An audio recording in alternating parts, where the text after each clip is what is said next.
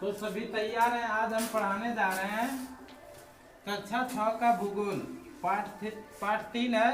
पाठ 3 में है कहानी पृथ्वी के परिमंडल। पृथ्वी के परिमंडल के बारे में हम चर्चा करने जा रहे हैं। सबका ध्यान इधर रहना चाहिए। तो परिमंडल के बारे में हम पढ़ेंगे, पृथ्वी के परिमंडल। अध्यापिका ने कहा बच्चों, अध्यापिका ने कहा, कक्षा में चर्चा करने शुरू किया कि अध्यापिका ने कहा कक्षा में बच्चों से बात करते हुए पूछा कि आप बता सकते हैं कि हम जिस ग्रह पर निवास करते हैं वह क्या कहलाता है। हम जिस ग्रह पर निवास करते हैं, मतलब जहाँ रहते हैं, जिस ग्रह पर हम रहते हैं उसको क्या कहते हैं? पृथ्वी कहते हैं। क्या कहते हैं? पृथ्वी कहते हैं। ये पृथ्वी की तरह, पृथ्वी पर हम क्या करते हैं? पृथ्वी पर निवास करते हैं। क्या करते हैं? निवास करते हैं। निवास करने का मतलब क्या होता है? रहना। निवास में क्या होता है? रहना। पृथ्वी पर हम निवास करते हैं। क्या करते हैं? निवास करते हैं। और पृथ्वी भी एक ग्रह है। पृथ्वी क्या है? ग्रह।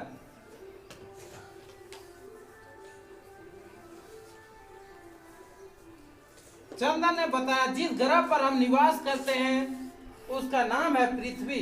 जिस ग्रह पर हम रहते हैं उसका नाम क्या है? पृथ्वी। अध्यापिका ने कहा अब तक के अध्ययन के आधार पर हम यह बता सकते हैं, यह पता चलता है, अध्ययन से यह पता चलता है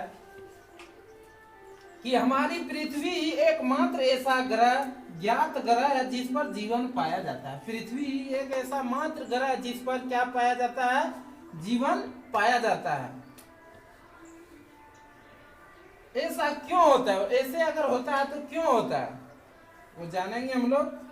रेणु ने बताया क्योंकि पृथ्वी ही एक ऐसा ग्रह है जहां जीवन के लिए अनुकूल परिस्थितियां एवं गैस, जल एवं भोजन उपलब्ध है। यहाँ क्या अनुकूल परिस्थितियां? गैस, आवश्यक गैस, जल एवं भोजन। क्या है?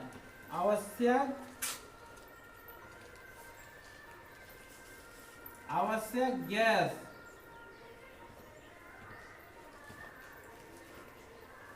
आवश्यक गैस हो गया और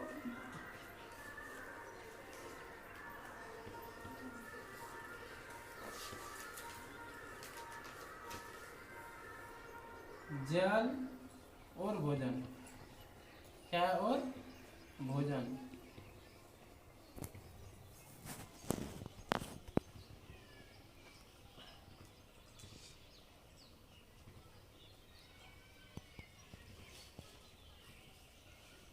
भोजन है, ये सब उपलब्ध है। ये सब क्या है? उपलब्ध है।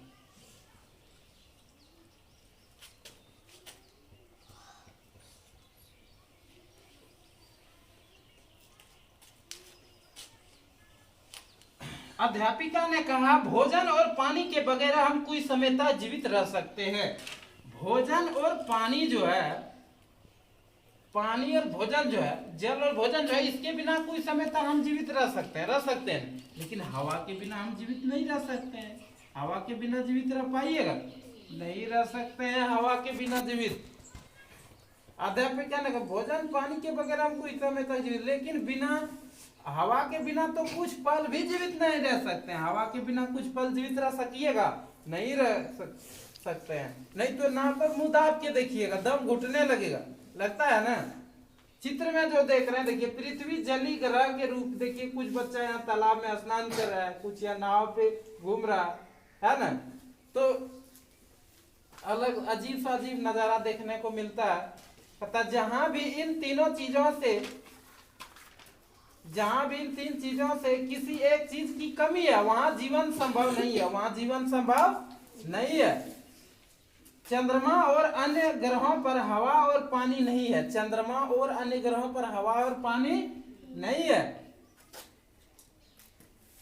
इसीलिए वहां जीवन नहीं है। इसीलिए वहां जीवन नहीं है। इन तीनों चीजों की उपस्थिति के कारण ही पृथ्वी पर जीवन पाया जाता है।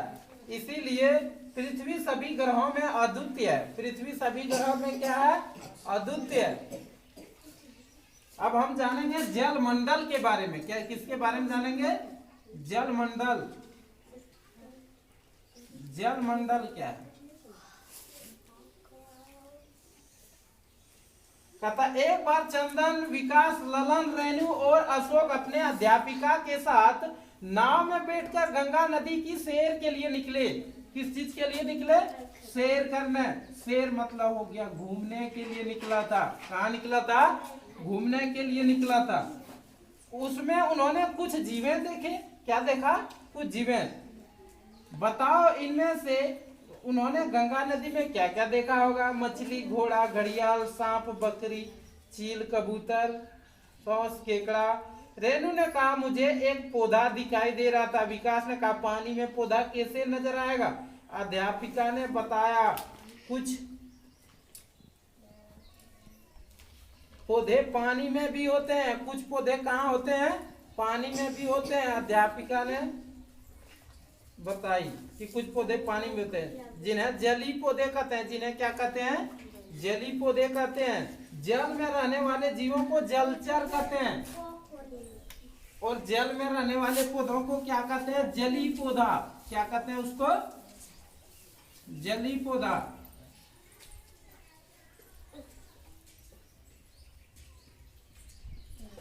जलीय पौधा। और जल में रहने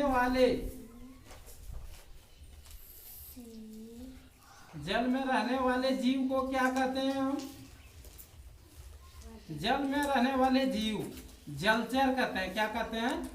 जलचर कहते हैं। जलचर कहते हैं। क्या कहते हैं? जल में रहने वाले पौधा को जलीय पौधा कहते हैं। क्या कहते हैं? जलीय पौधा। और जल में रहने वाले जीव को क्या कहते हैं? जल में रहने वाले जीव जलचर कहते हैं। क्या कहते हैं इसको? जलचर।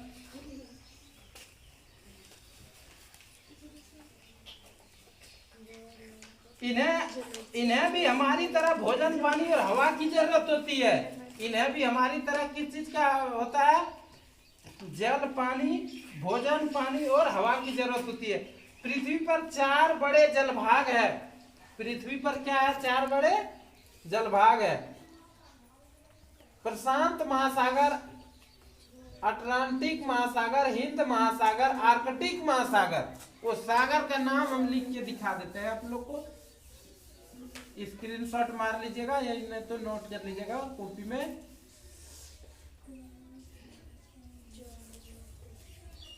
पृथ्वी पर 4 बड़े जलभाग।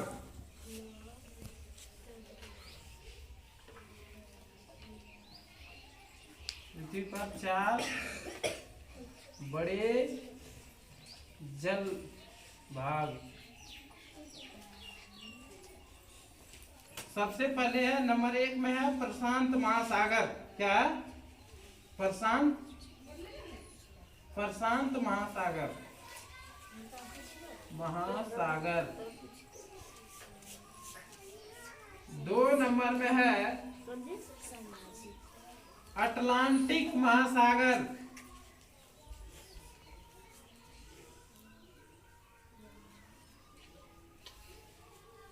अटलांटिक महासागर। 3 में है हिंद महासागर। क्या है? हिंद महासागर। हिंद महासागर। 4 नंबर में है आर्कटिक महासागर। 4 में क्या है? आर्कटिक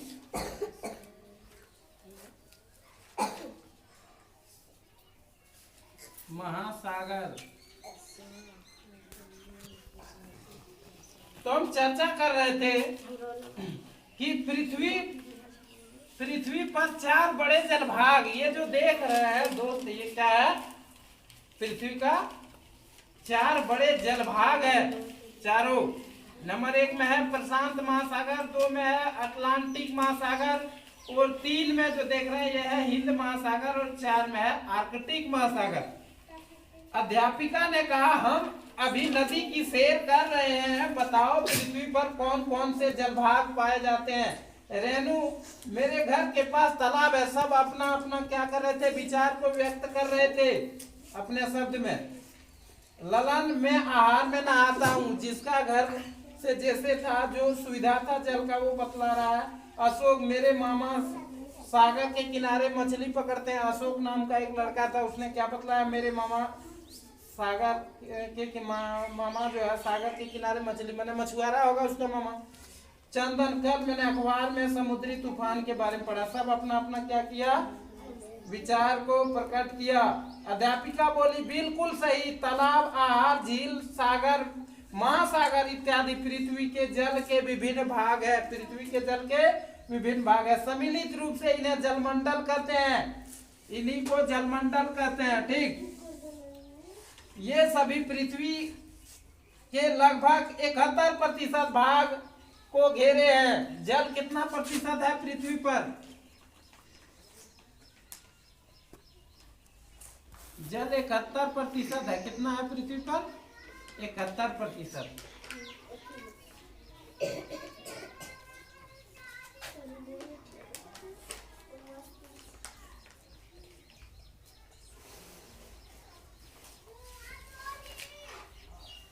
पृथ्वी पर जल कितना है?